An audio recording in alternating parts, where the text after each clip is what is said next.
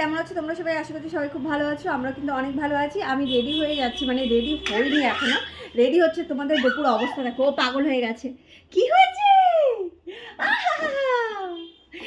আমি রেডি হয়েছি বলে, মানে এখন যাচ্ছি হলো বাড়িতে, আমি রেডি হয়েছি বলে ও পাগল হয়ে যাচ্ছে। দেখো কি করছে, আমার জামা ধরে কন্টিনিউ টেনে যাচ্ছে যে তুমি রেডি হয়েছো, আগে আমাকে রেডি করো। মানে ও আমার সাজগোজ দেখলে পাগল হয়ে যায়। এই যে আমাদের লাগেজ, এটা হলো খাবারের ব্যাগ, এটা হলো জামা কাপড়ের ব্যাগ, আরেকটা ব্যাগ হলো এইটা। আমি তাড়াতাড়ি করে রেডি হইনি, রেডি হয়ে আজকে যাচ্ছিলো বাড়িতে।